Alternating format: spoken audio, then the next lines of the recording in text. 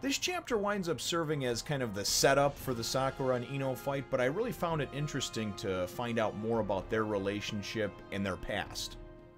Naruto, number 71, the Insurmountable Wall. Well, hello, my brothers and sisters and prospective chunin of the Nerd Nation. I, as always, am Jim here to bring you another review on the awesome and action-packed thriller-minute tale of Naruto. Now, of course, our last chapter saw us with I believe, the fourth fight taking place, but ultimately it was Kankuro and seeing his powers and seeing him handily defeat his opponent. And then at the end of the chapter, of course, seeing that Sakura and Ino were going to be facing off against one another in the next fight. So, that's where the chapter left off.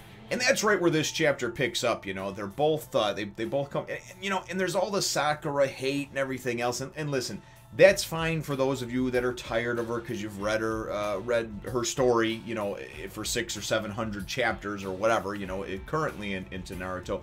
But for me, she's a decent character that started out as being really kind of just put in the background. And then in the Chunin exams here, she's had a couple of shining moments. So, anyway, regardless of what others think of her, she is a character and one of the main characters, and certainly I bear no ill will or harbor any ill feelings towards her. So the Sakura and Ino fight, actually, the fight in this particular chapter does not start, I'm assuming, until the next chapter, because by the end of the chapter, they're just starting to go at it, right? So the actual fight itself, very few moves or anything like that are done in this chapter.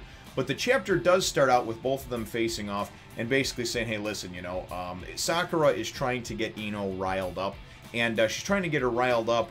At first I was thinking just so she would have like an unfair advantage, you know, someone that fights based on pure emotion and with anger a lot of times, you know, makes mistakes. But Kakashi points out to Naruto that really she's just trying to get her riled up so she doesn't hold back, because they used to be friends, if you remember. She doesn't want her to hold back for old time's sake.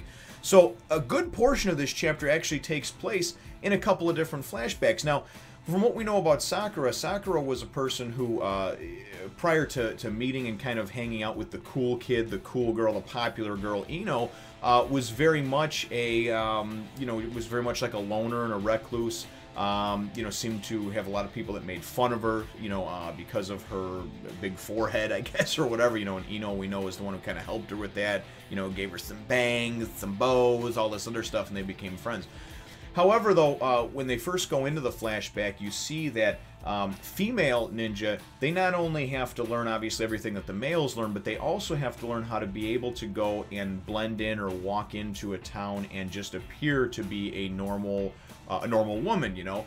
So there's a little bit extra that goes into it because of the fact that they kind of have to learn some of that espionage and that sort of just blending in, you know, even though you know, pretending like you're something that you're not, that sort of thing, to sort of blend in and be, you know, low-key or undercover. So at least that's what I took from it. But you see, and there's a particular moment in their past where, you know, Sakura and Ino have just kind of started hanging out, and they're doing their training, and they're picking out flowers, and that's, for some reason or another, that's one of their little missions that they have to do for their schooling that day, is pick out and create a bouquet of flowers.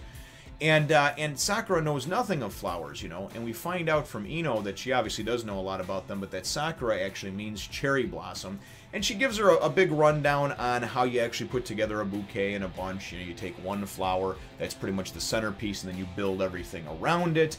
And I am certainly not a florist. However, I am married and have 3 younger sisters, a mother, aunts, sister-in-laws, things like that, of which I purchased flowers for many different occasions, from Mother's Day to birthdays to anniversaries to just, hey, you know, this life accomplishment or whatever the case may be. So I've become somewhat familiar, I guess, with things like that, only because of the fact that I've been into many florists over the years. So nonetheless, though, they wind up talking in this flashback, and the flashback serves as not only to show what type of older sister, I guess you would say, or role model that Ino was to Sakura, but really how she helped Sakura to develop her self-confidence, right? Ino talks about how her beauty is that of a cosmos and this and that, and basically Sakura is like a budding flower, but that flower can eventually be bigger than the cosmos, or more beautiful than the cosmos, or you know what I mean, eventually to overtake her, kind of like You know what I mean? Just it winds up being, you know, the one that's the trainee has become the master, and that the pupil becomes the master, that sort of thing. So, and then some girls wind up coming in and poking fun at Sakura, making fun of her and whatnot. And it was actually kind of neat to see, because all of a sudden the one that's poking the fun goes and just gets just three flowers right in the mouth, man. You know, stem first. And Ino goes and says, "Yeah, you got a big mouth there. Sorry, that was a mistake there with the way your broad shoulders and no form and curves to your body. I thought that you were a so-and-so type of vase." And I just thought that was funny, you know, because not only does she go and make fun of this bully, show this bully up in front of her friends, but then goes and adds insult to injury by going and basically saying, like, you don't even have a woman-like body, you look like a fucking vase for flowers, right? So anyway, and then she goes, "Oh, I'll get you," and this, that. And Ino says, "Yeah, you know, and those, if you knew anything about flowers, you'd know that those ones are poisonous. You know, not deadly, but poison is still poison. I'd go rinse your mouth out if I were you." So she's running off, "Teacher, teacher," you know. And then Ino goes and she says, "Only the root's poisonous, blah, blah, blah," you know. So as they come back out of the flashback and they're kind of like looking at each other and getting all geared up and ready to go, you know, there's a little more exchange of words and what have you. And a lot of this boils down to the rivalry between those two, both wanting to swing on Sasuke's balls. And that's really what it is. They both want to swing on Sasuke's nutsack. And then when it winds up going back into the flashback, you see a little bit more about them and eventually kind of where they had their falling out. And really how Sakura eventually went and said, you know, she says, "I'm not going to wear this headband across my forehead until I can, you know, face you as your equal or beat you or whatever the case is, you know." So then as they come out of that flashback, and the last couple pages of the chapter is really them getting the fight started and you know, starting to come at each other and whatnot. So you know, using the shadow clone jutsu, and you know, and Sakura's talking about how she's going to put all her chakra on her feet and be able to climb up the wall and everything else. But really, like I said, this served to be kind of a setup chapter and to show a little more of their background and the backstory and history of Sakura, but also the relationship between Sakura and Ino. So, and whether you love it or hate it, for me, like I said, I'm kind of indifferent about it, because the fact this is my first time and this is my, you know, just started to take a few steps down this path, down this journey.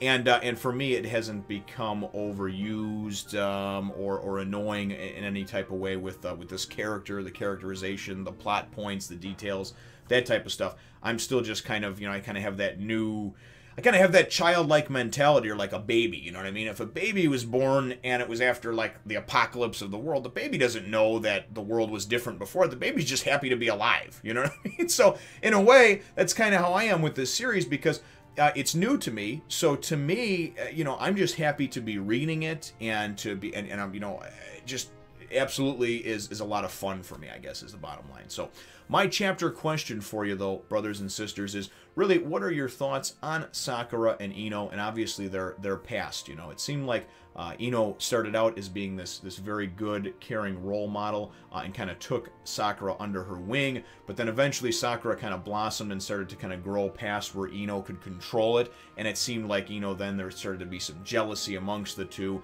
and then, of course, obviously the fighting over Sasuke and his nuts. So, but let me know what your answer to that question is in the comments down below. Feel free to hit the thumbs up, the like button if you should think that I deserve it, and subscribe if you haven't done so already. We look forward to catching all of you in the next Fun Nation. Remember to subscribe to my other channels and follow me on Twitter, Facebook, and Instagram too.